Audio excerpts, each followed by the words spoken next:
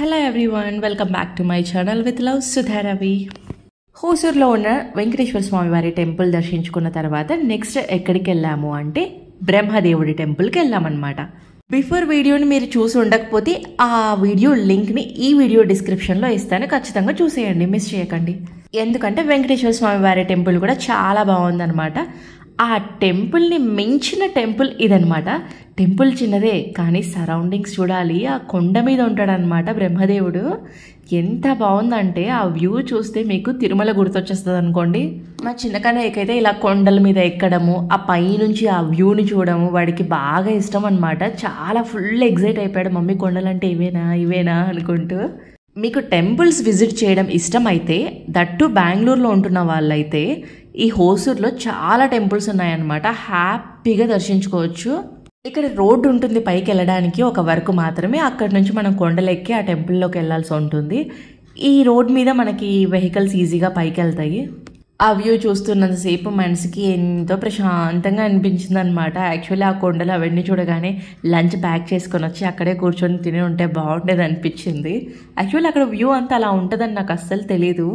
మా హస్బెండ్ చెప్పారు బ్రహ్మదేవుడి టెంపుల్ ఉంది వెళ్దామని, పైన కొండ మీద ఉంటారు అన్నారు. కానీ అక్కడికి స్టెప్స్ ఉంటాయేమో అనుకున్నాను, కానీ మరి ఈ రేంజ్లో కొండలు ఉంటాయి, ఆ కొండల మీద నడుచుకుంటూ వెళ్ళాలని అసలు ఎక్స్పెక్ట్ చేయలేదు నేను. మనం పైకి వెళ్తున్నప్పుడు అక్కడ లెఫ్ట్ సైడ్కి ఒకటి ఇల్లులా కనపడుతుంది కదా. యాక్చువల్లీ అదేమీ ఇల్లు కాదు, అదొక టెంపుల్ అనమాట. బిల్డింగ్ అది కడుతున్నారు. ఇంకా టెంపుల్లో ఎవరున్నారో మీకు అది లాస్ట్లో చూపిస్తాను ఆ వీడియోని. ఇక్కడ మేము బైక్ని పార్క్ చేసేసి ఇక్కడ నుంచి పైకి నడుచుకుంటూ వెళ్ళడం స్టార్ట్ చేసామన్నమాట. అక్కడ చూసారా చిన్న వాటర్ ఫాల్స్ వస్తున్నాయి అన్నమాట. ఇలా కొండలలో ఊట అంటారంట దాన్ని. అలా ఊటలాగా కారుతూ వాటర్ వస్తూనే ఉంటాయంట ఎప్పటికీ.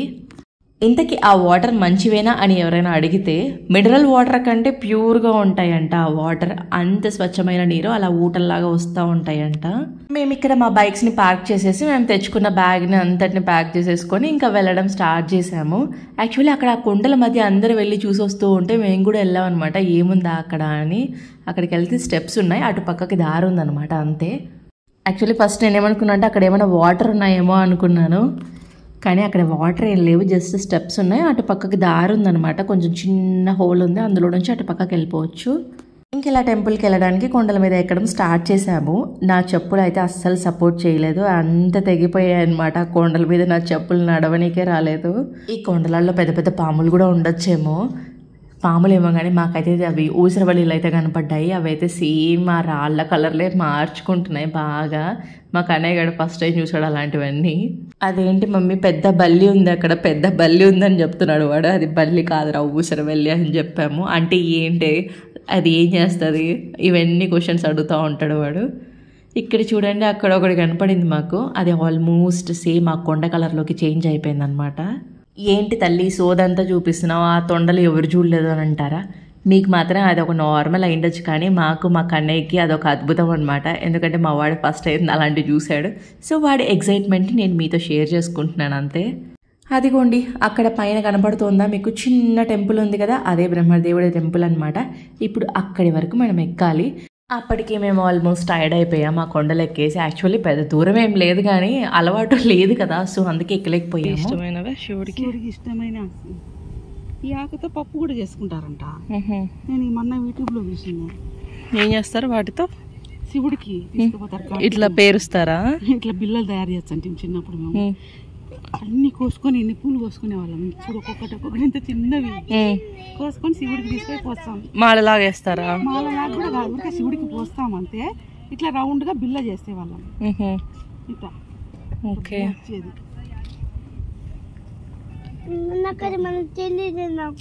నీకు తెలీదా? మీ అమ్మకే తెలియదు, నీకేం తెలుసు? అది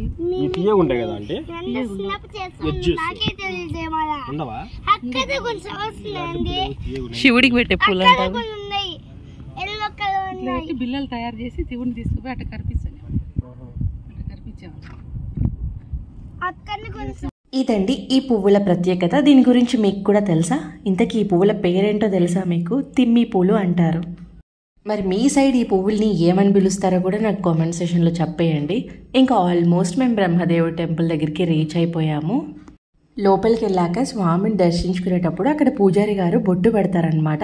అది కూడా ఓన్లీ మెన్స్కి, అబ్బాయిలకి మాత్రమే పెడతారు. ఇక లేడీస్కి అయితే ఆయన బొట్టుకోరనమాట, మనమే బొట్టు పెట్టుకోవాలి. యాక్చువల్లీ ఆయన బొట్టు పెట్టేటప్పుడు ఓం బ్రహ్మ అనేసి బొట్టు పెడతారనమాట. ఆయన ఆ వర్డ్ ప్రొనౌన్స్ చేసినప్పుడు నాకు నిజంగా చాలా బాగా అనిపించింది చెవులకి. మరి అలా ఎందుకు అనిపించిందో తెలీదు. మేబీ ఓం బ్రహ్మ అనేది మనం చాలా తక్కువ టైమ్స్ వింటాం కదా, అందుకు అలా అనిపించిందో, లేక ఆయన వాయిస్లో ఆ బేస్ అలా ఉందో అర్థం కాలేదు, కానీ నాకు బాగా అనిపించింది. ఇంతకీ మీకు బ్రహ్మదేవుని చూడగానే ఏమనిపించిందో నాకు చెప్పండి. నాకైతే సేమ్ దత్తాత్రేయుడే గుర్తొచ్చాడనమాట బ్రహ్మదేవుని చూస్తూనే. ఇక మా వాళ్ళ ఎనర్జీ అంతా అయిపోయింది. మా మమ్మీ చూడండి అలసిపోయి అలా కూర్చుండిపోయింది. ఇంకా మా చిన్నకన్నా అయితే ఏకంగా పడుకుండిపోయినాడు. వాడు ప్రశాంతంగా ఉంది ఇప్పుడు అంట పడుకునేసి. ఇంకాసేపు అలాగా రెస్ట్ తీసుకున్నాక ఇంక కిందికి వెళ్ళడం స్టార్ట్ చేశాము. యాక్చువల్లీ కింద ఒక టెంపుల్ న్యూగా కన్స్ట్రక్ట్ చేస్తున్నారని చెప్పాను కదా, ఆ టెంపుల్లో చూపిస్తాను ఇప్పుడు అక్కడ ఎవరున్నారో. ఇక్కడ మా బుజ్జుకనేగాడు చెప్పులు వదిలేసి వెళ్ళడం మర్చిపోయాడు, అందుకే వాడికి చెప్పులు వదిలిరా అని చెప్తున్నాము. ఇంకా లోపలికి వెళ్ళి చూస్తే ఇక్కడ పూజారి గారు పూజ చేస్తున్నారనమాట లోపల. ఇక్కడ మాత్రం ఇక్కడ సరస్వతీదేవి అమ్మవారు అనమాట. ఎక్కడికైనా టెంపుల్స్కి వెళ్తే వీడియో తీసుకోవాలంటే అదొక కొంచెం టెన్షన్ అనమాట. ఎందుకంటే కొందరు యాక్సెప్ట్ చేస్తారు, కొందరు యాక్సెప్ట్ చేయరు. అందరినీ అడిగి పర్మిషన్ తీసుకొని మనం వీడియో తీసుకోవాలంటే మనకు అదొక షై. ఎనీవే ఇక్కడ పూజారి గారు పూజ చేస్తున్న విగ్రహం ఎవరిది అంటే శ్రీచక్రం అనమాట. పెద్ద విగ్రహం చూడండి, శ్రీచక్రంకి ఎంత బాగా పూజ చేస్తున్నారో.